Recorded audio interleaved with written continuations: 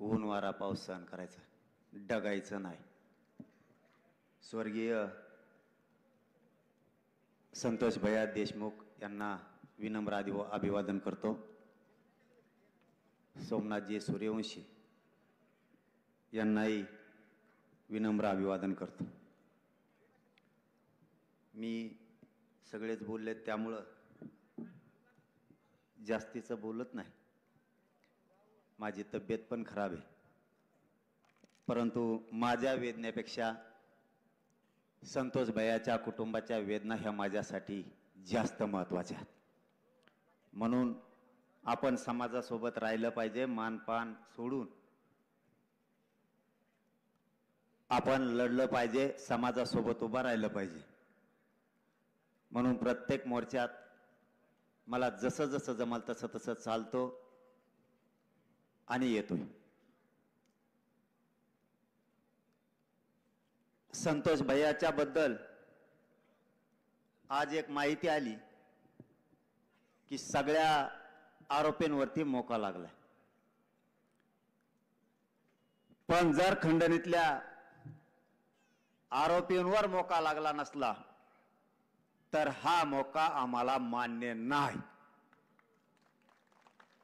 जितके आरोपी आहेत त्या सगळ्या आरोपींवरती मोका आणि जे खंडणीतले आरोपी आहेत, जे खुनातले आहेत, हे दोन्ही एकच. हे वेगळे नाही आहेत. यांना सगळ्यांना 302 मध्ये घेतलं पाहिजे. पुन्हा पुन्हा एकदा मुख्यमंत्र्याला धाराशिवच्या नगरीतून सांगतो, सगळ्यांना 302 मध्ये घ्या. यातला एकही आरोपी सुटला नाही पाहिजे. यातला एक जरी आरोपी सुटला तरी हे राज्य आम्ही त्या क्षणाला बंद पाडणार आहे, सोडणार नाहीत. अण्णा बोलता बोलता म्हणले याच्याहून हटवा, त्याच्याहून हटवा. ह्यो दुपाराच माणसं मारायला लागलाय आणि ह्यो जर याला अमुक पदावरून हटवलं नाही तर ह्यो सूर्य उगताच लोक मारी. अण्णा बरं, सकाळी मरून द्यायचे का इथून पुढे लोक आपले? आता तुम्ही नुसतं नक्त लावा, मग तुम्हाला कळन कसे कुत्र्यासारखे सालटे निघत आहेत अंगाचे. आता एवढं सोपं नाही. मुख्यमंत्र्याला या धाराशिव नगरीतून आमचं आव्हान आहे. या समाजानं तुमच्यावरती विश्वास ठेवलाय. तुम्ही कुटुंबाला शब्द दिला, एकही आरोपी सुटणार नाही. सगळे 302 खाली येतील. सगळ्यांना मोका लागल. मराठे म्हणून शांत आहेत. परभणीतल्या सोमनाथ सूर्यवंशीला सुद्धा न्याय मिळाला पाहिजे. त्या कुटुंबाला न्याय मिळाला नाही तर आम्ही खांद्याला खांदा लावून त्यांच्या सोबत उभा राहणार आहेत. जर या कुटुंबाशी मुख्यमंत्र्यांनी दगाफटका केला, तुमचा सरकारचा कार्यक्रम संपला. आम्ही सहन करू शकत नाही. मला या धाराशिव नगरीमध्ये आल्याच्या नंतर आणखीन एक माहिती मिळाली आणि ती विशेष करून तुम्हाला दोघा तिघाला सांगतो. झोपले का रे आमदार ते सगळे? सरकारमधले आमदार जागे व्हा. अवघड होईंगा म्हणतो. मग अण्णालाच पिक्चर बघते का नु नाही? लय दणका असतोय तुमचा. ह्यो व्हाया बदन्या म्हणते व्हाया. याला सोडत नाही वाटतं काहीच. तुम्ही यांना सोडू नका म्हणजे बस आम्ही आहेत तुमच्या माग.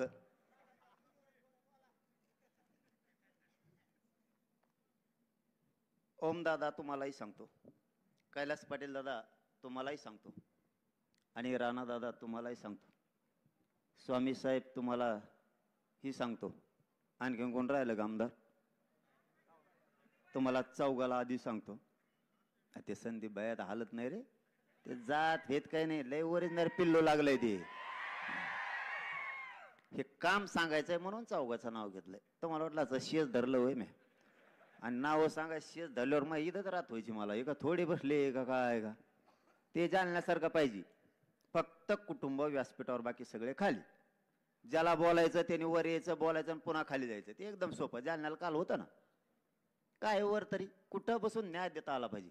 सगळ्यात मागच्या कडेला जरी राहिला ना माणूस, तरी जनतेच्या मनात बसायला लागतं. समाज सोडत नाही. व्यासपीठाची त्याची काय गरज आहे? काल जालन्यात होते चांगली प्रथा, फक्त कुटुंब होतं व्यासपीठावर, बाकी कोण नाही. सगळे खाली बस दनादन. चांगली प्रथा ती राज्यात पडली पाहिजे. फक्त कुटुंबाने बोलायचं. ती प्रथा घेतली पाहिजे सगळ्यांनी. चौघा बांधवांना मी जे नाव आत्ता घेतलं यांना सांगतो, तुमच्या धाराशिव मध्ये आणि मुख्यमंत्री साहेब तुम्हालाही सांगतो, या 4 जणांसह 5वे म्हणजे मुख्यमंत्री. या धाराशिव नगरीत पोलीस अधिकारी यांच्या 3 वर्षाच्या मुलीवर बलात्कार झालाय. मुख्यमंत्री साहेब तुम्ही जागे आहेत काय? एका पोलीस अधिकाऱ्याच्या 3 वर्षाच्या लेकीवर जर बलात्कार होणार असला तर गृहमंत्री आणि मुख्यमंत्री म्हणून तुमचं थू करतो आम्ही. अरे या नीच विचाराच्या लोकांना तुम्ही पोचता कसे? ही हरामखोर अवलाद जर 3 वर्षाच्या लेकी बाईवरती बलात्कार करणार असली तर सरकार म्हणून तुमच्या जिंदगीवर थुकतो आम्ही. त्या लेकरानं सहन कसं केलं असेल? त्या बलात्कार करणाऱ्याच्या पोराला, त्याच्या आईला आणि बापाला अटक का नाही केलं? SP साहेब इथं असले तर माझे हात जोडून विनंती आहे. मी आणखीन या मॅटर मध्ये हात घातला नाही. मी जर धाराशिव मध्ये घुसलो तर बलात्कार करणाऱ्याला सोडणार नाही, त्याच्या आई बापाला अटक करा. मुख्यमंत्री साहेब ते प्रकरण फास्ट ट्रॅक कोर्टात चालवा. त्यांना सरकारी वकील द्या. त्याचे नमुने हे संभाजीनगरच्या लॅबला गेलेत. त्या कुटुंबाला भीती आहे, तिथले अधिकारी त्याच्यात काही फेरफार करतायत का, बदल करतायत का? नमुन्यात बदल झाला नाही पाहिजे. याला जन्मठेप होईपर्यंत सुटता कामा नये. मी आणखीन तरी धमकी दिलेली नाही आणि मी ज्यावेळेस देतो त्यावेळेस मागे सरकत नाही. या 3 वर्षाच्या लेकराला न्याय मिळाला पाहिजे आणि ही जबाबदारी आज सरकार पक्षातले 2 आमदार आहेत, राणा दादा आणि स्वामी साहेब, सत्ता पक्षातलेच आहेत ना. सगळे पडेलच बाजू आहे हो. ओम दादा आणि कैलास दादा तुम्ही लागा माग. तुम्ही सरकार पक्षातले तर राणा दादा, त्या लेकीला न्याय मिळाला पाहिजे. हे जर सुटले तर तुमच्या चौघाच्या मागा लागा ना. मी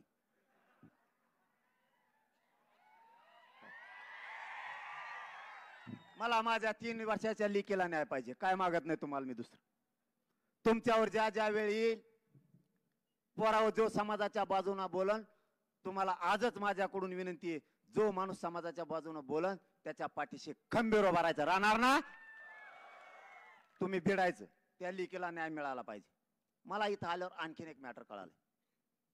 बघा हे प्रताप धनंजय मुंडेच्या टोळीचे भंगार गोळा केले सालेकडून.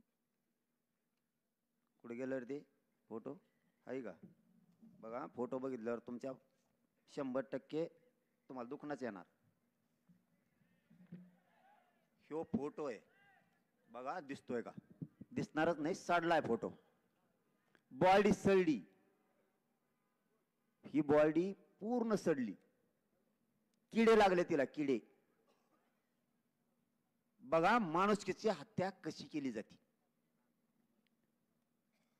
अजितदादा आणि देवेंद्र फडणवीस साहेब तुमच्या मंत्रिमंडळात असणाऱ्या नेत्याच्या हरामखोर पैदाशी पैदा ज्या झाल्यात ह्या गुंडाच्या, त्यांचे प्रताप येते.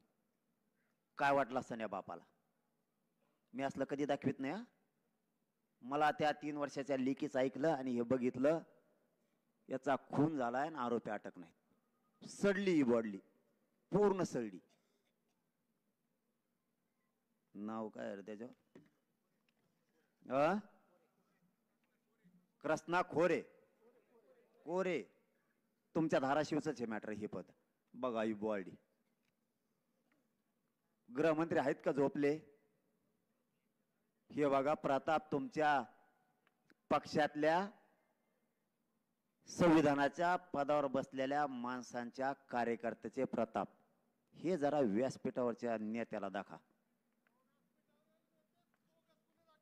अरे मग मी आहे ना, मला सांगत राहा इथून पुढं. इथून पुढं राज्यातलं सगळं सांगत राहा गोरगरीबा. मला मी आहे यांच्या मुंडक्यावर पाय द्यायला.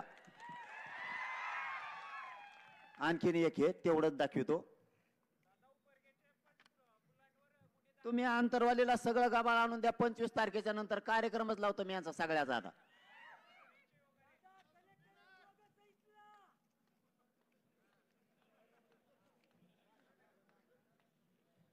हे केजच आहे. हे केज मधलं आहे. केज मध्ये सुद्धा अशीच एक मुलगी मारून टाकली. मुलगी मारून टाकली. हे आरोपी दारू पितेत बाहेर फरार आहेत. आत्ताही हे सुद्धा त्या धन्या मुंड्यांनी पाळलेली पैदासच. हे असे फिरतेत. न्याय द्यायचा नाही का? आता पुढचं सांगतो. 5 मिनिटात संपवतो. या राज्यातल्या लोकांनी आता जागा होणं गरजेचं आहे. मी कोणाला काही बोललो नाही. या धन्या मुंड्याचं मी कधी नाव घेतलं नाही. जो लोकांच्या पोरी छेडायचं सांगतो, आया बहिणीची इज्जत घेतो, जो खुन करायचं सांगतो, असल्यांचा तोंडावर आम्ही नाव सुद्धा घेत नाही. पण ज्या दिवशी धनंजय देशमुखांना यांनी पोलीस स्टेशन मधून जाऊन धमकी दिली, त्या दिवसापासून मी धनंजय मुंड्याच्या मागे लागलो.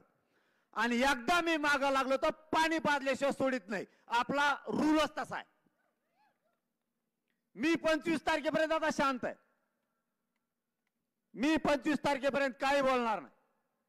कारण माझ्या लेकराच्या तोंडाला, हातातोंडाला आलेला आरक्षणाचा घास आहे. 25 तारखेपासून आमरण उपोषण. एकदा उपोषण झालं ना, आरक्षण मिळालं, याच परळीपासून मुंबईपर्यंत सगळं काढतो. कुंकुडून कसा सुटतो आणि कसा काय होतो ते मी बघणार आहे. कारण त्याला मी सांगितलं तू माझ्या नादाला लागू नको. आता लागला. यांनी टोळ्या पाळल्यात. ह्या जमिनी हडपायला लागले, घर हडपायला लागले. यांना जात कळत नाही.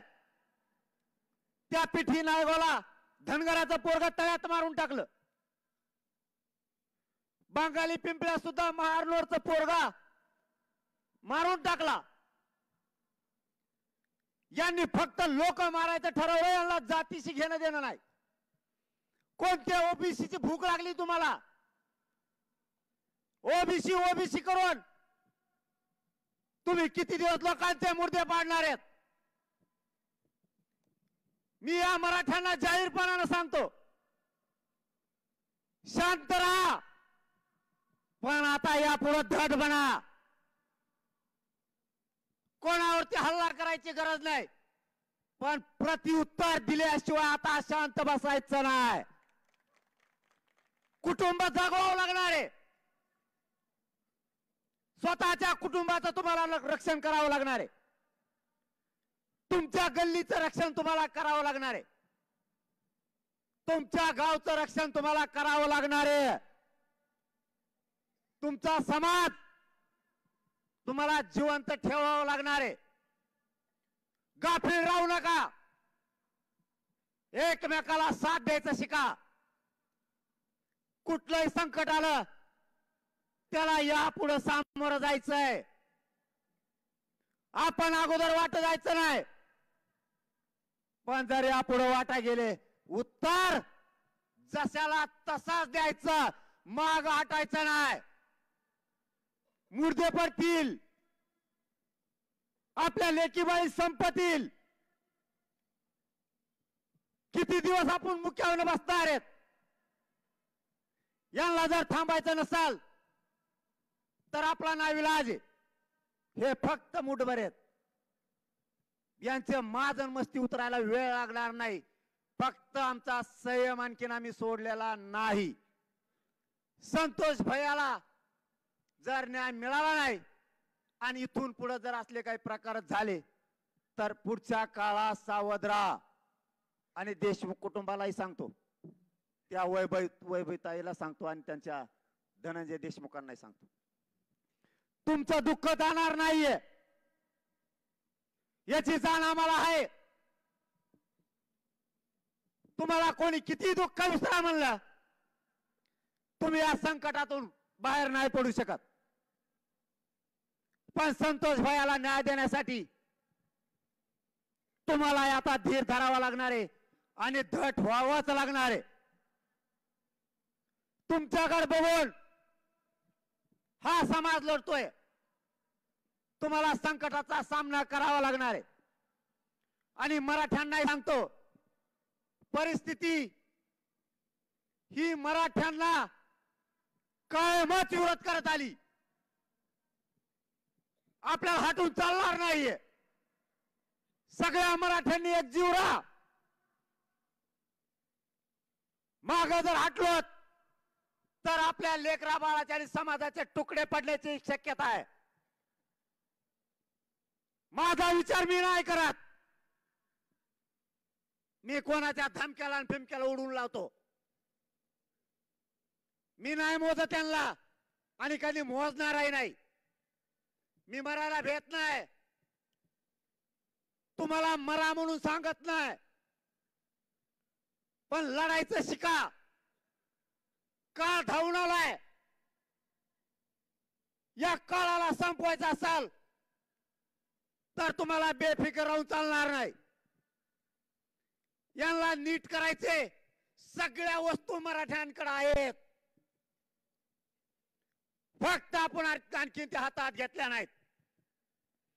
जर धनंजय मुंडे त्याच्या गुंडाच्या टोळीच्या माध्यमातून असंच करत राहिला तर पुढच्या काळात आपल्याला सुद्धा सावध राहावं लागणार आहे. त्याचं पाप झाकायसाठी तो ओबीसीचं पांघरून घेतोय. याच्यात ओबीसीचा काय समान, आरक्षणात सुद्धा ओबीसीचा काय समान, तो आमचा हक्क आहे आणि आम्ही तो मागतोय. संतोष भाईला न्याय मागायचा नाही का? ते धनंजय देशमुख न्यायासाठी वन फिरताय, त्याला तुम्ही धमकी देता आणि आम्ही गुंडाला बोलायचं नाही. वंजाऱ्याला बोललो का? कोणत्या धनगराला बोललो का? दलित मुस्लिमांना बोललो का? मायक्रो ओबीसी ओबीसीला बोललो का? गुंडाला बोलायचं नाही का? कोणत्या दिशेला घेऊन चालला धनंजय मुंडे?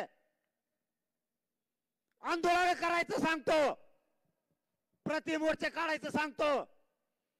धनंजय मुंडे, तुमच्या घरातलं कोणी मेल्यावर किंवा कोणी मारून टाकल्यावर आम्ही प्रतिमोर्चे काढायचे का? तुला आता राज्यात ही रूढ पाडायची काय? 50 नासके गुंड गोळा करून ते धनंजय देशमुखला धमकी देतायत. तुम्ही जाळात हात घालू नका, मराठे जाळे होर पळतान बर का? माजल्यासारखं सोशल मीडियावर बोलताय. सण होईल तर होईल. जर तुम्ही असा त्रास देत राहिलात तर मराठ्यांना नावीला जाणं उठाव करावाच लागणार आहे. माझा नाविलाज आहे. मी जातीवाद करत नाही, पण मराठ्यांना न्याय मागताना आणि संतोष देशमुखांना न्याय मागताना, सोमनाथ सूर्यवंशीला न्याय मागताना कोणाला जातीवाद वाटत असला तर बिनधास्त जातीवाद वाटू द्या. मी न्याय घेतल्याशिवाय मग हटणार नाही. धनंजय मुंडे, इथून पुढे तरी त्या गुंडाला थांबव. त्यांचा माज जर तुला थांबवता येणार नसला आणि तू ओबीसीचे नेते मराठ्यांच्या अंगावर घालून त्यांना आंदोलन करायला लावणार असला तर एक लक्षात ठेव, वेळ प्रत्येकावर येते. ज्या वेळेस तुमच्यातलं कोणी मारलं किंवा मेलं जाईल त्यावेळेस एक लक्षात ठेव, आमचा संतोष भैयाचा तुम्ही जीव घेतला, त्यानं तुझं पोट भरलं नाही, तरी तू जर मोर्चे काढायला लावत असला तर मराठ्यांनी सुद्धा प्रति मोर्चे मग नंतर काढायचे का? तुम्ही जर आरोपीच्या पाठीशी उभा राहिलात तर पुढच्या काळात मराठ्यांच्याही जर एखाद्याकडून काय घडलं तर आरोपीच्या पाठीशी उभा राहायचं का? तू ही रूढ पाडू नको. मराठ्यांना जाहीर सांगतो, पुढच्या काळात सावध राहा, बेसावध राहू नका. कळ धावून आलाय, कळाला परतून लावायला लागताय. हे लोक मस्तीत आणि मगरुरीत पैशाचं वागायला लागलेत. यांना ठाव ठिकाणा राहिला नाही. मस्तीचे त्यांची सगळी जात संपायला लागलेत. या जातीची जिल्ह्यात त्या पत होती, यांच्या हाताने यांच्या माधुर्यपणामुळं यांनी यांची पत कमी करून घेतली.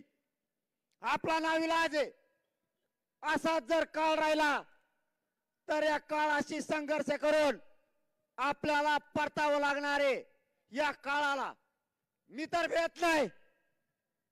या समाजाच्या पायावरती आपण या अगोदर जीव अर्पण केलाय. भेटतो कोणाला? आणि धनंजय मुंडे भेट नसतो. मनोज जरांगे तुझे लोक शांत कर. जर या पुढे मराठ्यांना त्रास झाला, गोरगरीब दलित मुस्लिमांना ओबीसीला जर त्रास झाला तर सामना 25 जानेवारीच्या नंतर होणार आहे. कायद्यानं होईल, पण तुझी मस्ती जिरल्याशिवाय गप बसणार नाही. संतोष भैयाचा दासांना शेवटचं सांगतो, सगळ्यावरती मोका. खंडणीतले आरोपी 302 मध्ये आले पाहिजेत. जेवढे जेवढे प्रकरण झालेत, आरोपीला ज्याने ज्याने सांभाळलाय त्यांना सह आरोपी करा. जबाबदारी तुमच्यावरती आहे. राज्याला शब्द मुख्यमंत्र्यांनी दिलाय म्हणून मराठा शांत आहे. सगळ्यांना 302 मध्ये घ्यायचं सांगा. वाटल्यास मुख्यमंत्र्यांकडे आज उद्या पुन्हा जाऊन तुम्ही हा प्रश्न तडीस लावा. पुन्हा एकदा धनंजय मुंडेला सांगतो, टोळी थांबव. लाभार्थी टोळीनं अन्याय चालवला, थांबव तिला. जर जाईन बर का, ही धमकी नाही, तुला सावध करायलोय. तुला मी सांगितलं होतं माझ्या नादी लागू नको. यांची मस्ती थांबव. जर याच्या पुढं तुझ्या गुंडानं लाभार्थी टोळीनं कोणाला त्रास दिला किंवा देशमुख कुटुंबाला जर बोललं तर लक्षात ठेव, त्या गुंडाचा बंदोबस्त आम्हाला करावा लागणार आहे. गुंडाला आम्ही बोलणार, तुझ्या जातीला कधी बोललो नाहीत. पांघरून घेऊ नको तुझं पाप झाकायसाठी. शेवटचं सांगतो, तुम्हाला हात जोडून विनंती आहे, सगळ्या पक्षाच्या लोकांना आणि सगळ्या मराठ्यांना देशमुख कुटुंबाच्या पाठीशी उभा राहा आणि 25 जानेवारीला सगळ्यांना अंतरवाली लिहा. धन्यवाद.